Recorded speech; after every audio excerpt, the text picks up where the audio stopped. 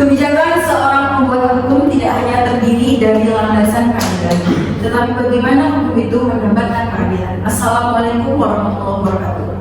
Saya Fiana Fatul Bisa dengan NIM 20130301118 selaku moderator yang akan memandu perdebatan pada siang hari ini.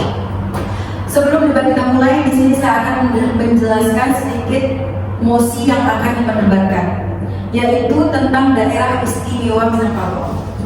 Wacana tentang pembentukan daerah istimewa Minangkabau muncul di publik pada tahun 2014 oleh Dr. Mokhtar Naim. Tetapi dengan kemunculan wacana pembentukan daerah istimewa Minangkabau ini membuat masyarakat ada yang beranggapan positif dan ada juga yang beranggapan negatif. Sehingga kita semua bertanya, kenapa kita merasa perlu merubah nama Provinsi Sumatera Barat menjadi daerah istimewa Minangkabau. Di sebelah kanan kiri saya ini sudah terdapat dua tim, yaitu tim pro dan tim kontra. Untuk itu saya meminta kepada kedua tim kita untuk memperkenalkan diri. Yang pertama kepada tim pro, dipersilakan untuk memperkenalkan timnya. Baik, terima kasih moderator. Saya Emma Sudahani dengan NIM 2013-0301-12 akan memperkenalkan tim kami, yaitu tim pro. Di sebelah kanan saya terdapat rekan Zikri Al-Ajib selaku pembicara pertama, dan saya sendiri Emma Sudahani selaku pembicara kedua. Dan di sebelah kiri saya ada rekan saudari Titi Selvi selaku pembicara ketiga. Terima kasih. Dilanjutkan oleh tim kontra untuk memperkenalkan timnya, dipersilakan. Terima kasih moderator. Baik, kami dari tim kontra ingin memperkenalkan diri terlebih dahulu. Saya Jeffrey Halim dari pembicara 1. Selanjutnya pembicara kedua saya saudari Diana Berbeda. Pembicara ketiga saya yaitu saudara Ahmad Syahid. Terima kasih. Kedua tim kita sudah memperkenalkan diri, tetapi sebelum debat kita mulai, saya akan membacakan tata tertib debat kita pada siang hari ini. Yang pertama yaitu debat akan berjalan selama 20 menit. Di 3 menit pertama, kedua tim kita dipersilakan untuk menyampaikan opening statement-nya. Berikutnya ada sesi tanggap nanggapi selama 5 menit per timnya. Dan di menit berikutnya yaitu 4 menit untuk kedua tim menyampaikan closing statement-nya. Yang kedua peraturannya yaitu peserta debat dilarang untuk berbicara dengan penonton. Yang ketiga yaitu peserta debat dilarang mencari bahan tambahan ketika debat telah dimulai. Yang keempat, peserta debat harus berbicara menggunakan bahasa yang santun. Yang kelima yaitu peserta debat dilarang berbicara sebelum moderator mengizinkan. Yang keenam yaitu peserta debat dilarang menjatuhkan lawan bicaranya. Baik, karena dua kelompok hari ini sudah memperkenalkan diri, baik kita akan menyaksikan debat tentang mosi daerah istimewa Minangkabau. Pertama kita semua.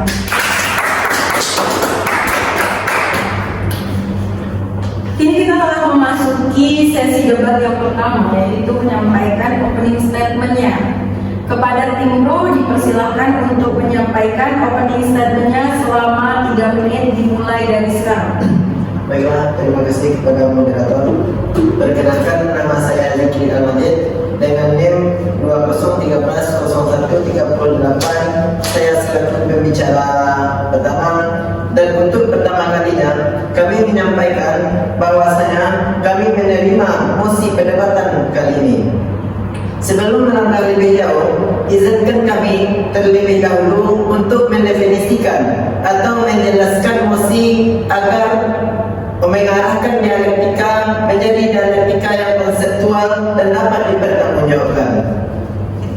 Awal mula muncul wacana pembentukan daerah istimewa Minangkabau ke publik dimulai sejak tahun 2014 oleh Dr. Mokhtar Naim yang merupakan sosok yang mendeklarasikan wacana daerah istimewa Minangkabau pertama kalinya.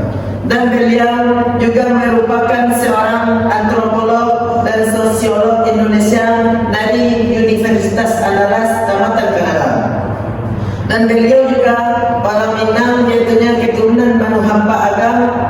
Ini pertama kali mendeklarasikan wacana daerah istimewa Minangkabau ke masyarakat luas dengan beberapa tokoh nasional lainnya asal Minangkabau. Kemudian pada tahun 2016 Dr. Mokhtar Naim dan timnya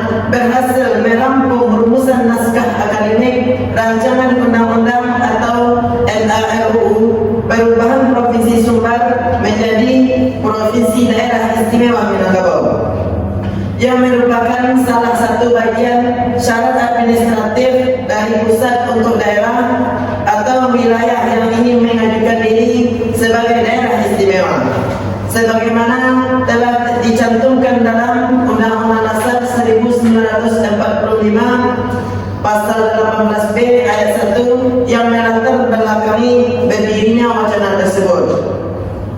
Dalam dokumen Rancangan Undang-Undang Daerah Istimewa Minangkabau atau RUU DIM yang peneliti dapatkan terkandung landasan Undang-Undang Dasar dan peraturan pemerintah terkait yang membahas secara detail sebagaimana konkretnya pengaturan daerah istimewa di bawah pengawasan pemerintah pusat seperti susunan, kedudukan daerah istimewa, kewenangan, sumber pendanaan, pendapatan, lembaga legislatif, eksekutif, dan yudikatif, dan lembaga pendukung lainnya.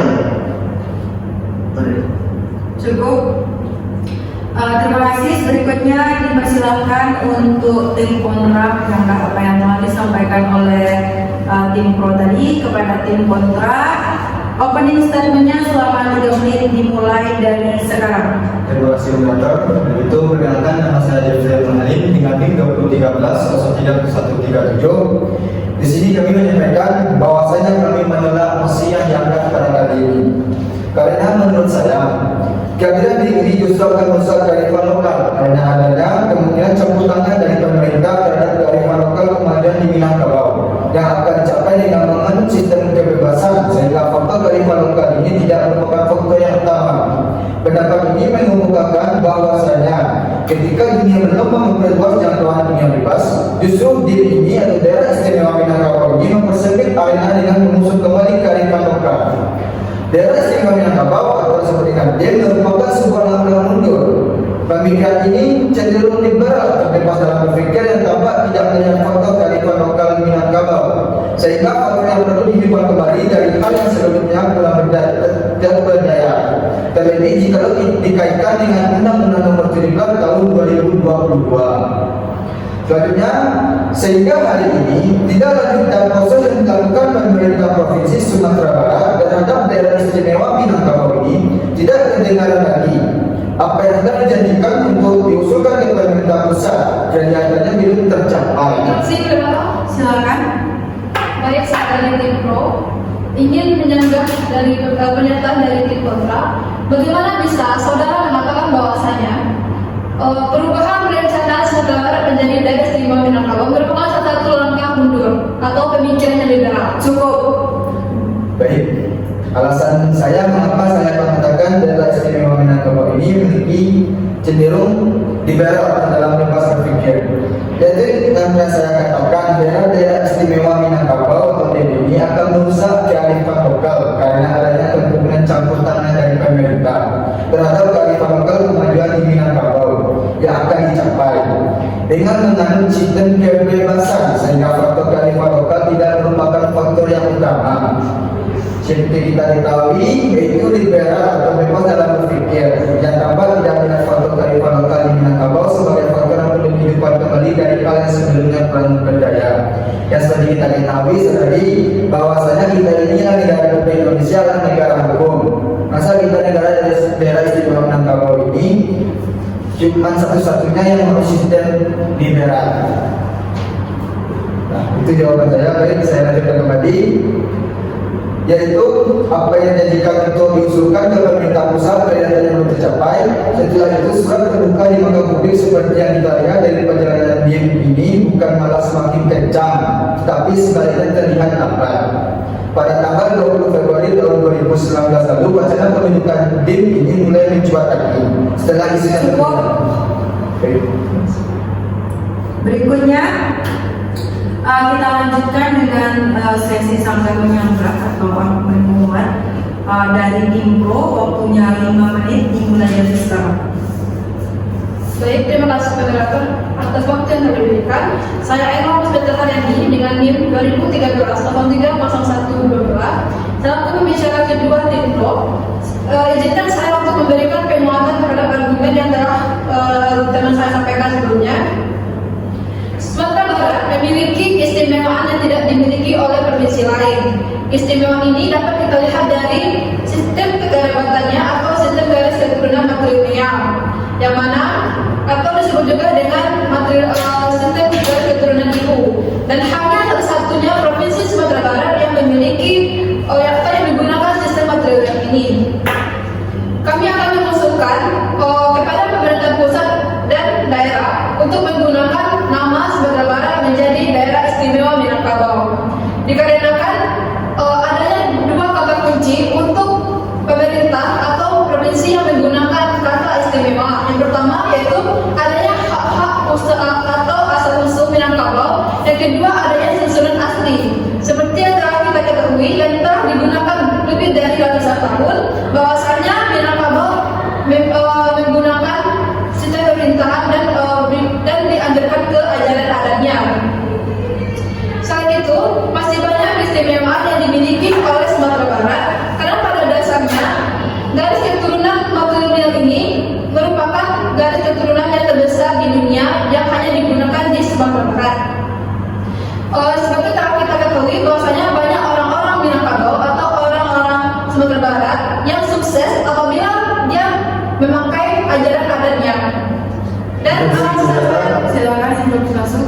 Dari sini saya ingin tanya, apakah saudara mendapatkan jawaban apa keuntungan dari kita pemerintah jika daerah istimewa Minangkabau ini akan diubah dari Sumatera Barat menjadi daerah istimewa Minangkabau ini? Baik, saya akan menjawab.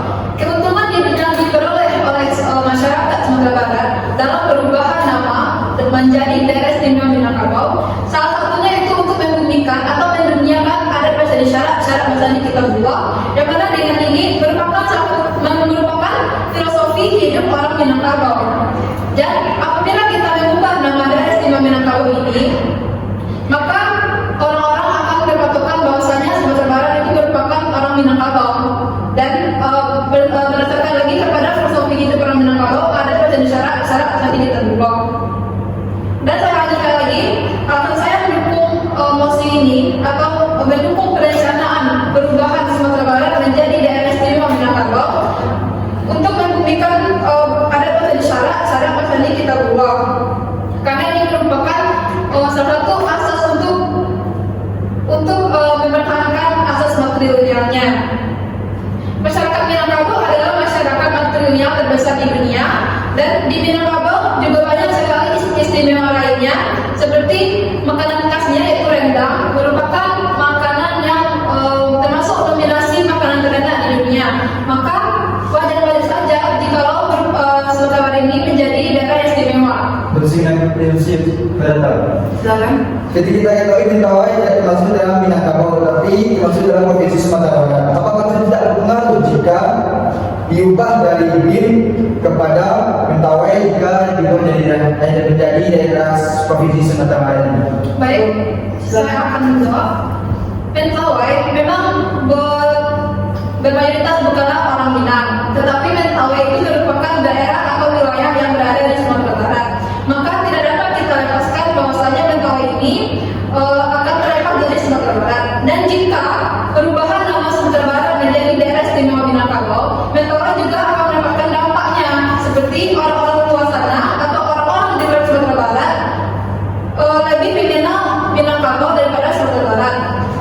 Karena Minangkabau ini bukan hanya mendominasi kepada administrasi wilayahnya, tetapi juga budaya, adat, dan sejarah-sejarahnya.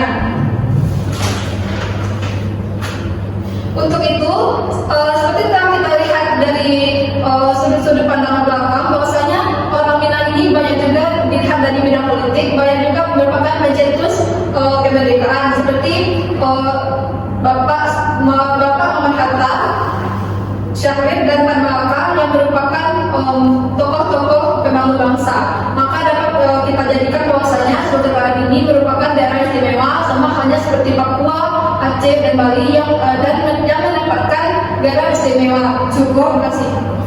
Terima kasih kepada tim pro yang telah menyampaikan argumen semuanya. Berikutnya dipersilakan kepada tim kontra untuk menyampaikan argumen penguatnya. Sama waktunya selama 5 menit dimulai dari sekarang. Baiklah, saya Diana Febrina dengan NIM 2013030108 sebagai pembicara kedua. Izinkan saya menyampaikan argumen penguat saya yang karena telah sebelumnya disampaikan oleh rekan saya. Yang sama-sama kita ketahui, ide-ide ini juga mendapatkan sorotan tajam dari berbagai kalangan, terutamanya yaitu kalangan akademis. Tidak sedikit orang Minangkabau yang tinggal di Sumatera Barat menolak mentah-mentah wacana daerah istimewa ini dengan beragam argumentasi. Salah satunya yaitu dari dosen Unan yang bernama Emerald Chandra dan seorang imam kita yang menilai jika diterapkannya daerah istimewa ini, maka sistem materi lineal di Minangkabau bisa lenyap dari identitas etnis Minangkabau. Seandainya daerah istimewa Minangkabau ini diterapkan, maka Minangkabau akan jadi berkampung, yang mana yang biasanya bisa dikontrol dari jauh sekarang tidak dapat lagi. Dan ini sebagai titik rawan potensi yang mana mengancam sistem materi lineal di Minangkabau. Alasan saya memilih kontra dalam daerah.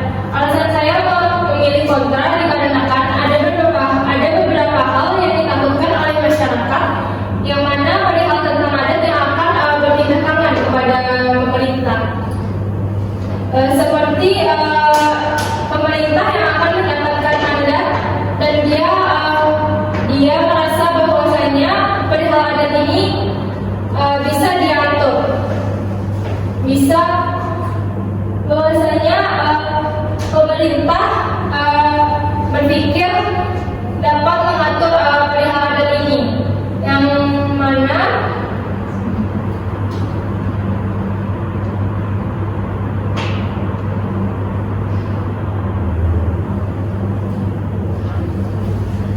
yang sama-sama kita ketahui bahwasanya perihal adat ini biasanya diatur oleh para tokoh-tokoh adat. Tetapi dapat kita ketahui juga tokoh adat ini biasanya berkaitan dengan pemerintah. Introduksi moderator, silakan. Baik, kami dari Tipro. Bagaimana bisa saudari mengatakan bahwasanya perubahan daerah istimewa Minangkabau ini merupakan satu upaya untuk penyerapan garis material atau kekerabatan peraturan ibu tadi? Silakan. Baik, saya akan menjawab. Alasan saya menganggap bisa lenyap karena ada beberapa hal yang ditakutkan oleh masyarakat tentang perihal adat ini, yang sebagaimana yang akan diambil alih oleh pemerintah, dan pemerintah pun akan mendapatkan mandat yang mereka pikir bahwasanya mereka bisa mengatur perihal adat ini. Dan kita sama-sama ketahui bahwasanya biasanya perihal adat ini diurus oleh para tokoh-tokoh adat saja. Tetapi pemerintah berpikir bahwasanya mereka berhak juga mengatur tentang perihal adat ini. Contohnya ada kalanya suatu masalah ini tidak dapat pemerintah campur tangan, seperti tanah ulayat. Maka menurut saya jika diterapkannya di ini, maka tatanan adat Minangkabau akan berubah dan berubah karena adanya kebebasan berpikir di dalamnya. Adapun salah satu contohnya yaitu tentang harta pusaka. Harta pusaka itu tidak dapat dijual ketika adanya hal mendesak seperti rumah gadang kekirihan, gadang-gadang indah balaki, dan mereka butuh di dalam rumah. Sebagian muslim beranggapan Minangkabau ini tidak akan maju, ekonomi Minangkabau ini tidak akan maju dikarenakan tidak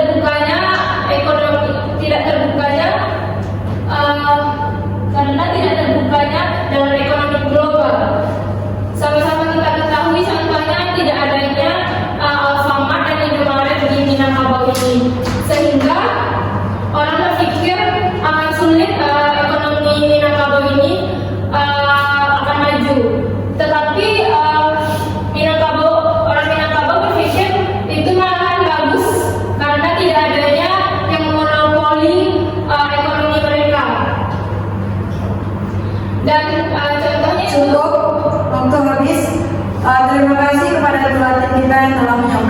argumen semuanya, kita masuk ke dalam sesi terakhir yaitu closing statement. Yang pertama akan disampaikan oleh tim pro. Kepada tim pro dipersilakan untuk menyampaikan closing statementnya selama 2 menit dimulai dari sekarang. Baik, terima kasih moderator. Saya Titi Syarmi dengan NIM 2013030139 akan menyampaikan argumen penutup dari tim pro. Sejak NIM dibulir pada tanggal 16 Maret 2015 telah mendapatkan respon positif dari masyarakat dan legislatif. Sebenarnya yang paling mendasar atau menghubungi dari Minangkabau adalah sistem kerabatan matrilineal yang terbesar di dunia. Sebagian besar filosofi hidup Minangkabau bersandar kepada adat Usandi Sarak Usandi Kitabullah. Masyarakat Minangkabau merupakan masyarakat matrilineal terbesar di Indonesia. Sumatera Barat merupakan Sumatera Barat ini memiliki keistimewaan yang tidak dimiliki oleh provinsi lain.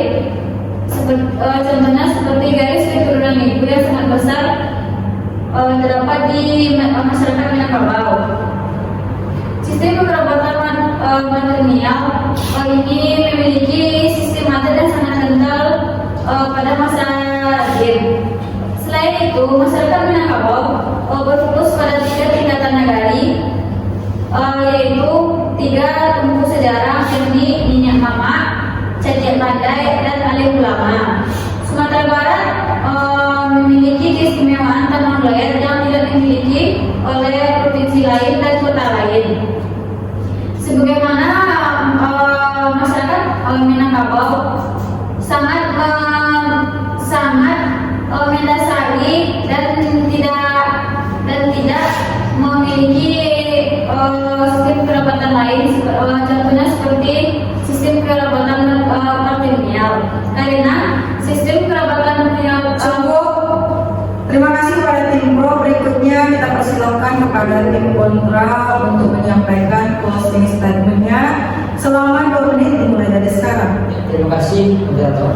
Saya tidak berani 2013-03-0144 selaku pembicara ketiga akan menyampaikan argumen menuntut atau kesimpulan dari tim kontra. Jadi dapat disimpulkan bahwa dalam Undang-Undang Nomor 17 Tahun 2022 tentang Sumatera Barat dan bertentangan dengan Pancasila dan NKRI malah sudah sesuai dengan ketentuan konstitusi yang ada, yakni pada pasal 281 ayat 3 Undang-Undang Dasar Negara Republik Indonesia tahun 1945 yang mengakui dan mengakomodasikan bahwa budaya dan adat lokal serta kekhasiatan setiap daerah. Dalam Undang-Undang Provinsi Sumatera Barat disebutkan dan diakui bahwa adat dan budaya Minangkabau itu berdasarkan satu filsafat yang mana berbunyi adat bersandi syarat bersandi kitabullah, yang mana adat dan budaya ini dalam sejarah ataupun praktiknya tidak akan hilang karena adanya keragaman budaya dan agama yang berada di Sumatera Barat. Jadi kehadiran ini justru akan merusak kearifan lokal karena kemungkinan adanya campur tangan pemerintah di dalamnya terhadap kearifan lokal, yang mana kemajuan Minangkabau akan dicapai dengan mengandalkan kebebasan, sehingga faktor utama dari kearifan lokal tersebut akan hilang. Dan jika ini disahkan, maka tatanan yang ada di Sumatera Barat itu juga berubah karena kebebasan berpikir di dalamnya, maksudnya itu kebebasan berpikir di dalam mencapai sesuatu agar merubah tatanan yang ada. Kami berdiri di sini sebagai tim kontra tetap menolak rancangan mosi yang telah disampaikan, yang mana argumen kami telah dibangun secara komprehensif mulai dari pembicara 1 sampai pembicara 3. Cukup, waktu habis. Itu tadi 3 sesi perdebatan pada siang hari ini. Kita berikan tepuk tangan untuk kedua tim kita.